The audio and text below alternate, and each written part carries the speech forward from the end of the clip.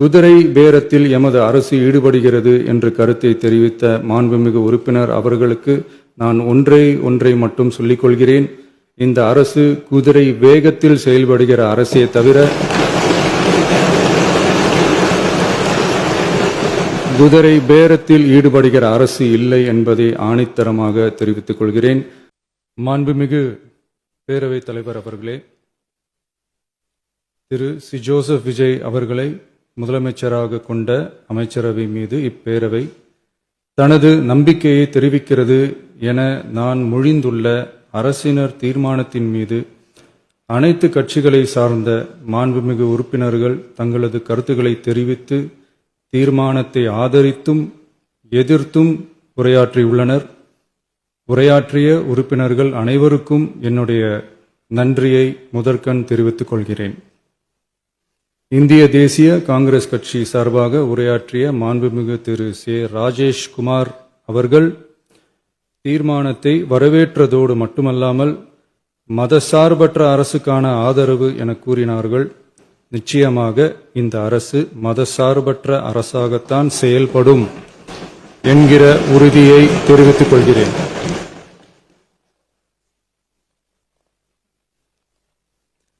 அடுத்து உரையாற்றிய இந்திய கம்யூனிஸ்ட் கட்சி மார்க்சிஸ்ட் கட்சி சார்பாக உரையாற்றிய திரு ஆர் செல்லசுவாமி அவர்கள் இந்த தீர்மானத்தை வரவேற்று முழுமையான ஆதரவு தெரிவித்துள்ளார்கள். விடுதலை சிறுத்தைகள் கட்சி சார்பாக உரையாற்றிய மாண்புமிகு உறுப்பினர் திரு வன்னி அரசு அவர்கள் உரையாற்றுகையில் நம்பிக்கை வாக்கெடுப்பில் வெற்றி பெற்று இந்த அரசு 5 ஆண்டுகள் தொடரும் என நம்பிக்கை தெரிவித்தமைக்கு என்னுடைய நன்றியை தெரிவித்துக் கொள்கிறேன். ஆதரிப்பவர்களுக்கு மட்டுமான அரசல்ல, எதிர்ப்பவர்களுக்கான அரசும் இது என சுட்டிக்காட்டியமைக்கு எனது நன்றியை தெரிவித்துக் கொள்கிறேன். முந்தைய அரசுகளால் கொண்டு வரப்பட்ட முக்கிய மக்கள் நலத்திட்டங்கள் தொடரும் என்ற உறுதியை தெரிவித்துக் கொள்கிறேன். இந்திய யூனியன் முஸ்லிம் லீக் கட்சியின் சார்பாக உரையாற்றிய மாண்புமிகு திரு ஆமு ஷாஜகான் அவர்கள் தீர்மானத்தை வரவேற்று வரலாற்று சாதனை இந்த அரசு படைக்கும் என வாழ்த்தியுள்ளார்கள்.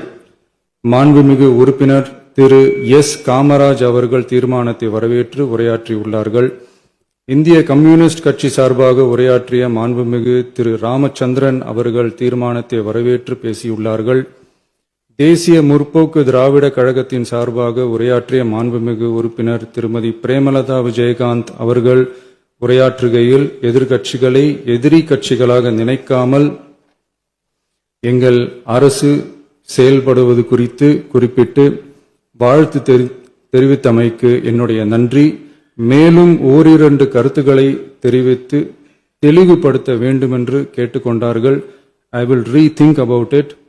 தமிழ்நாட்டை ஆண்ட பல்வேறு கட்சிகளை சார்ந்த அரசுகள் இந்த நாட்டு மக்களின் நலனை முன்னிலைப்படுத்தி தீட்டிய திட்டங்கள் சமூக நீதிக்கு முன்னுதாரணமாக திகழ்ந்து நிறைவேற்றப்பட்ட சட்டங்கள் எங்கள் கட்சியின் கொள்கை தலைவர்களின் எண்ணங்கள் என இவற்றை மனதிலே கொண்டு எங்களுடைய ஆட்சி நடைபெறும் என்கிற உறுதியை மட்டும் தெரிவித்துக் கொள்கிறேன். பாரதிய ஜனதா கட்சி சார்பாக பேசிய திரு எம் போஜராஜன் அவர்கள் நடுநிலை வகிப்பதாக தெரிவித்து உரையாற்றியுள்ளார்கள். பாட்டாளி மக்கள் கட்சியின் சார்பாக அடுத்து உரையாற்றிய மாண்புமிகு முனைவர் திருமதி சௌமியா அன்புமணி அவர்கள் உரையாற்றுகையில் விவசாயிகள், இளைஞர்கள், மகளிர் நலன், மது ஒழிப்பு குறித்து செயல்படுத்தப்பட வேண்டிய திட்டங்கள் குறித்து குறிப்பிட்ட தீர்மானத்திலிருந்து விலகி நிற்பதாக தெரிவித்துள்ளார்கள். மகளிர் பாதுகாப்பிலிருந்து தவற எந்த அரசு இம்மியளவும் இடம் தராது.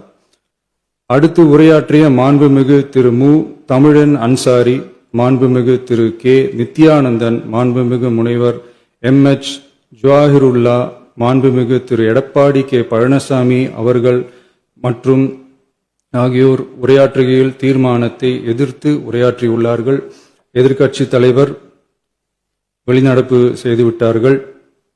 மாண்புமிகு திரு எஸ்பி வேலுமணி அவர்கள் தீர்மானத்தை ஆதரித்து உரையாற்றியுள்ளார்கள். குதிரை பேரத்தில் எமது அரசு ஈடுபடுகிறது என்ற கருத்தை தெரிவித்த மாண்புமிகு உறுப்பினர் அவர்களுக்கு நான் ஒன்றை மட்டும் சொல்லிக் கொள்கிறேன். இந்த அரசு குதிரை வேகத்தில் செயல்படுகிற அரசே தவிர குதிரை பேரத்தில் ஈடுபடுகிற அரசு இல்லை என்பதை ஆணித்தரமாக தெரிவித்துக் கொள்கிறேன். நம் தமிழ்நாட்டின் முன்னேற்றத்திற்கு உழைத்த தலைவர்கள் வழிகாட்டிய கொள்கைகளிலிருந்து இம்மி அளவு விலகாமல் நிச்சயமாக இந்த ஆட்சி நடைபெறும். எனவே நான் மொழிந்துள்ள இத்தீர்மானத்தை மாண்புமிகு உறுப்பினர்கள் அனைவரும் ஏகமனதாக நிறைவேற்றித் தர வேண்டும் என்று கேட்டுக்கொண்டு அமர்கிறேன்.